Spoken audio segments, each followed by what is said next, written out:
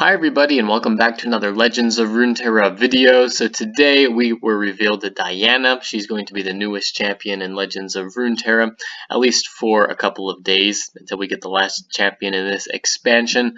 Diana is from Targon. She of course has the Nightfall ability as we were expecting when her followers were released yesterday with it. And yeah, she's a 2-cost card. There aren't a lot of those in Legends of Runeterra. It's kind of cool to have cheaper champions to get out earlier and just mix things up a little bit.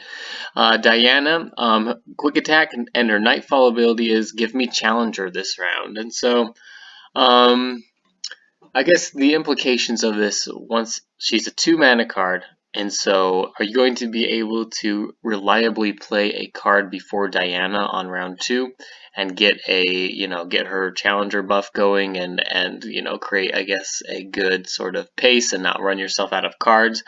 I don't know.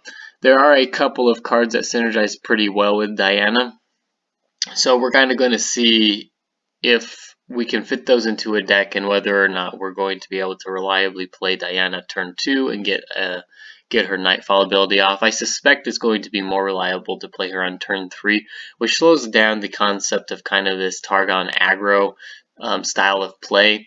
And so I don't know that this is going to necessarily be an aggro style deck, but that's kind of what the cards are geared towards. So kind of interesting.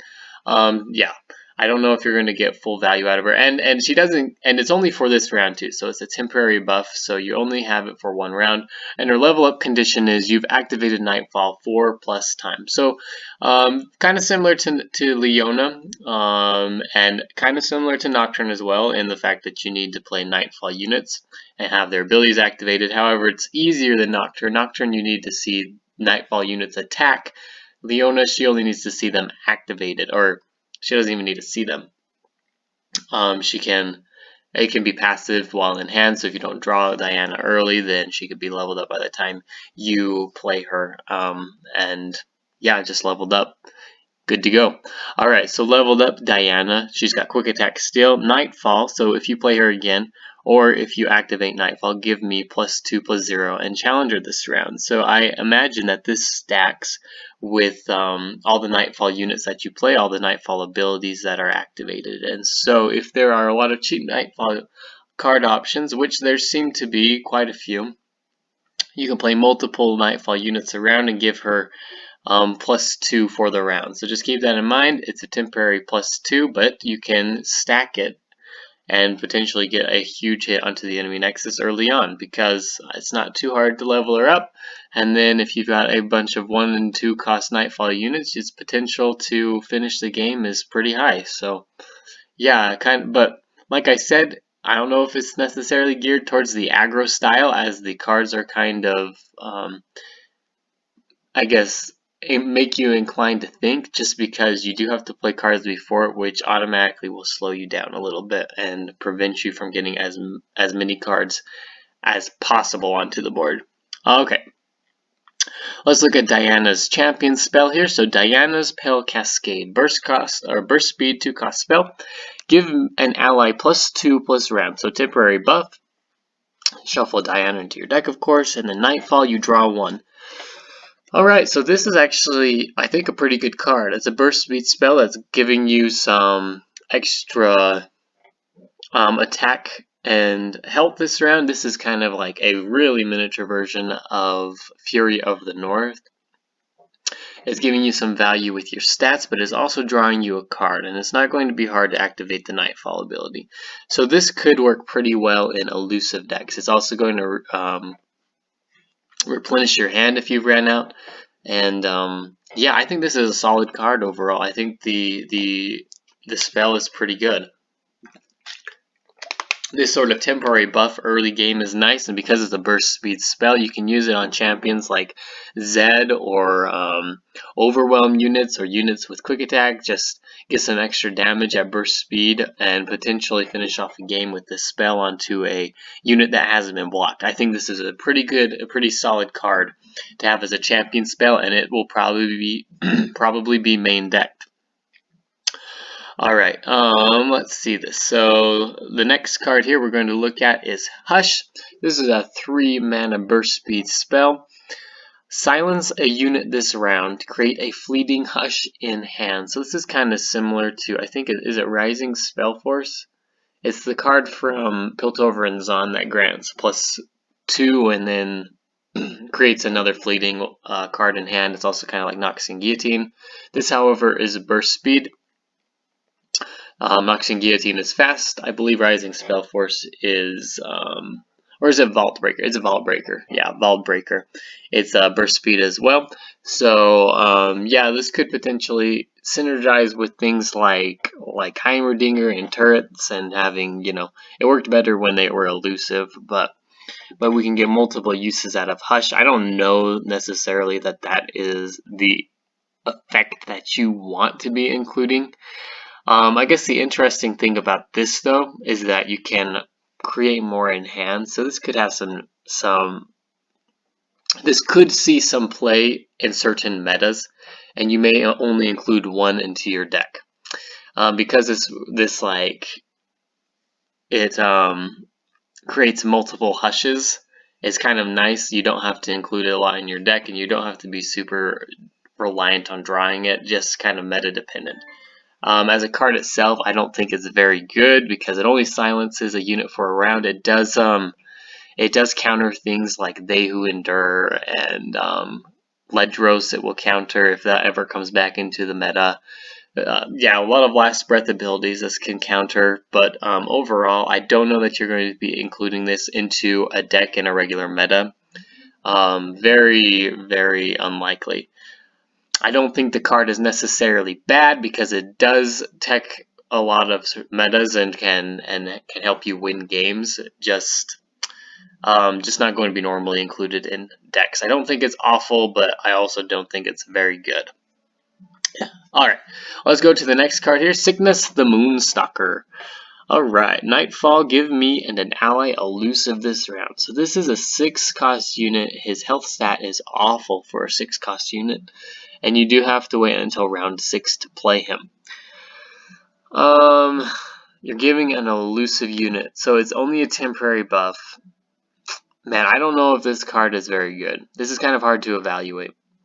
I kind of have to think about cards you could potentially use this on, because I mean, you could win the game. So for example, is an ally, so it's not a follower, so you can't put this on a champion. So if you paired this in like a Swain deck, you can, I guess, put elusive on Swain and give yourself elusive. But the problem with that is that it's kind of like a slow speed spell, and in the fact that if you put it on a unit, the enemy has their turn to react to any sort of ability that you that you're playing. So you put elusive on Swain, they can remove him, or they can stun him, or, you know, do their own elusive stuff to be able to block him. So yeah, kind of this. I don't know if this card is necessarily super good. Elusive decks tend to be a little bit more aggro as well, and by turn 6 you're getting kind of the late game. And so you're not really including this Moonstalker into an elusive deck. You're putting it into maybe a slower deck with units who don't have elusive. So I don't know. This doesn't really fit into the, I guess, Nightfall archetype specifically, since there are a lot of aggro units that are trying to get damage early game. I don't know. This is hard to evaluate. I'm kind of iffy on this card. I don't know that it's super good. He's only got 2 health as well, so he's easy to take out, and you're using a ton of mana to put down this 6-cost unit that could be potentially taken out. And there's also the requirement that you need to play a card before him in order to get the actual ability and buff onto somebody else. So I don't know if this card is necessarily good. We'll kind of see how the meta shapes up. I'm thinking that this isn't a very good card though at the moment. Alright, and the last card here we got Poro Cannon. Alright, burst speed spell. To play, discard 1. Ooh, discard. Oh, okay, this is from Piltover and Zon, so keep that in mind. This is not from Targon. So a new Piltover and Zon card. We didn't get any Piltover Zon cards revealed, and we probably aren't getting a new champion this expansion. It'll be in the next one. So to play, discard 1, so more discard, and you create 2 Daring Poros in hand. So the Daring Poros, I believe, are the elusive Poros. So you're discarding 1 to create 2 Daring Poros in hand for 0 mana. I think this is actually a really good card. This is low-key really good. Even if you're not running a Poro deck, you can run this in a discard deck, and it works really well.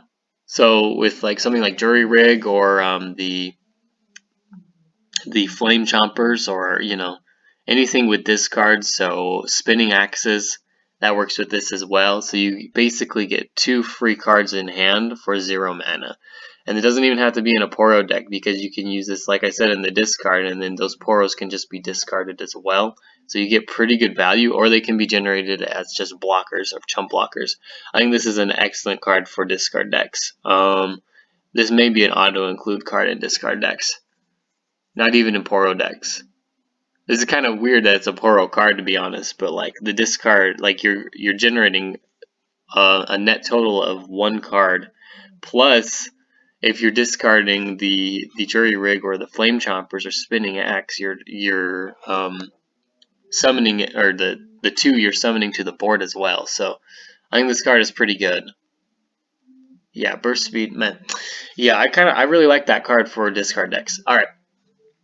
Not really included in this deck. The Hush is kind of related, I suppose, if you were to run the Heimerdinger deck, and kind of Piltover and Zon synergy here with Hush, which may be why they created it. So yeah, pretty cool.